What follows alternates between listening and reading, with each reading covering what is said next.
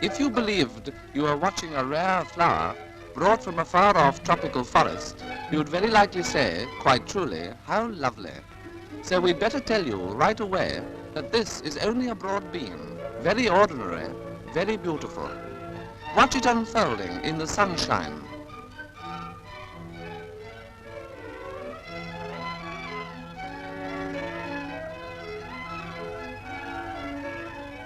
The broad bean closes at the approach of rain.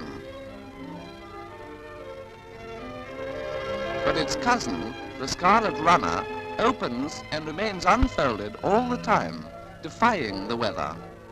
The middle of the flower is formed like a snail shell, and in the shell there is a brush. Here, if you weigh down the left lower petal, the brush is pushed out. Here is the petal working the brush in real life. The brush comes out covered with pollen, which has been kept well protected from wind and rain inside the shell.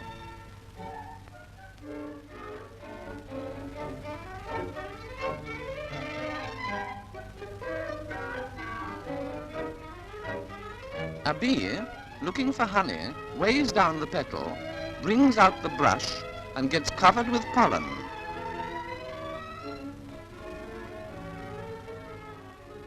Here comes Bertie again. We simply can't keep him out of secrets of nature. He gets a brushful of pollen on the face. The idea is that he'll carry it away to some other bean flower that will brush it off him and get fertilized in the process. Like an actor in a custard pie comedy, Bertie sometimes gets an eyeful.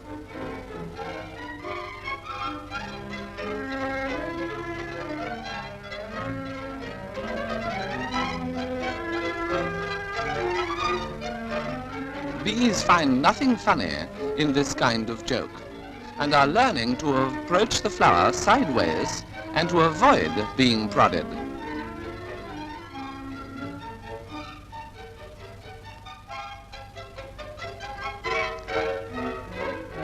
If the bee leaves pollen from another bean on the brush, each grain of pollen puts out a thread to fertilize a seed at the base of the flower.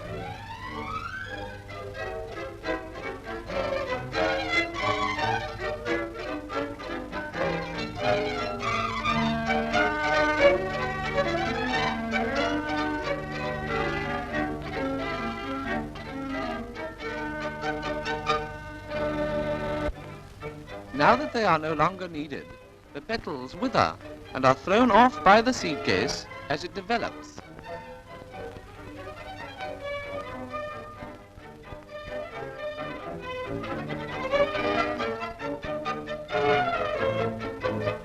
Inside the case, the beans are arranged neatly, one on the left, one on the right, so that when the case curls open, each bean is shut off at a different angle.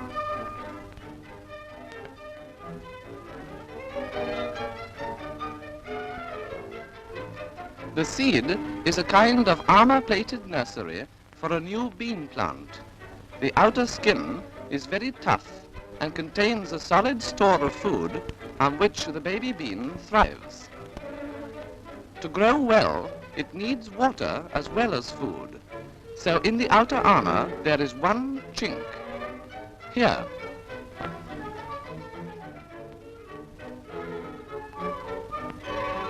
When the bean gets wet, the case crinkles up, thus providing enough suction to draw drops of water down the hole.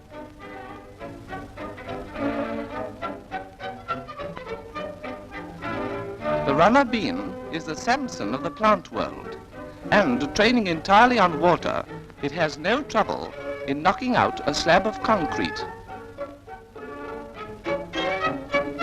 In early spring, the bean begins to grow. The young leaves are very frail So the plant turns the stalk over to form a shoulder which breaks through the case.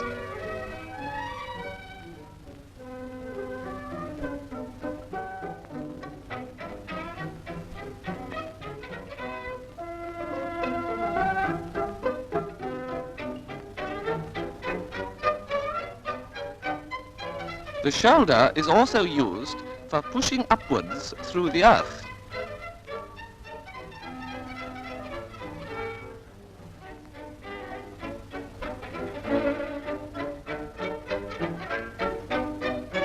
The French bean wears a seed case as a kind of helmet to cover the young leaves until they are well above the ground.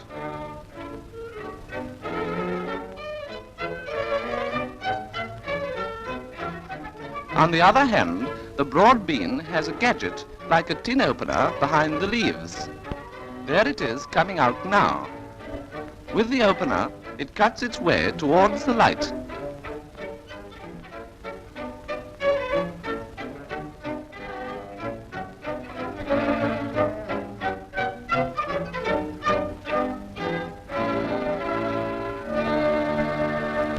Once above the ground, the leaves of the bean unfurl.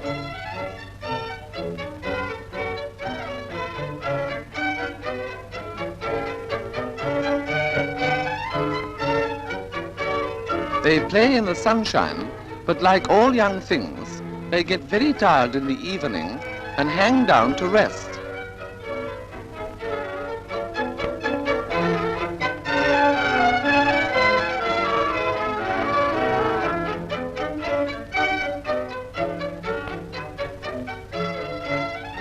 Meanwhile, below the ground, the roots are gathering nourishment from the soil, and being well fed, the young scarlet runner soon feels energetic enough to grow rapidly.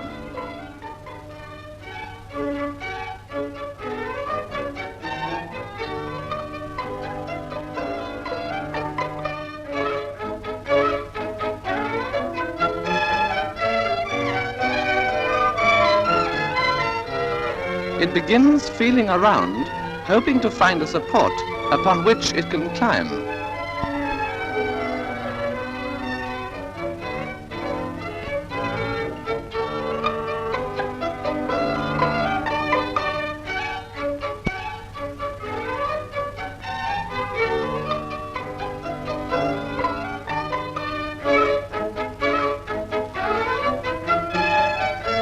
Just as it is beginning to feel really anxious, it discovers a bean pole.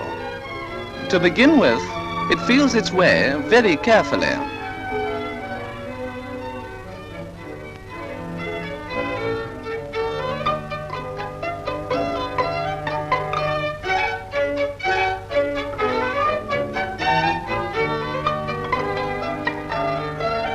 However, once it is reassured, it throws itself round the pole with abandon. Notice how it always climbs from left to right.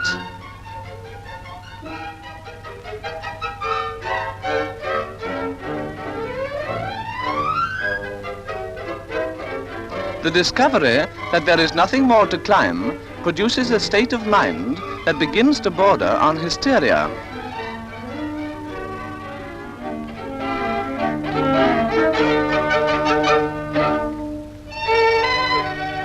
But this soon calms down. For now, it is summer, and the time for the opening of the flower has come again.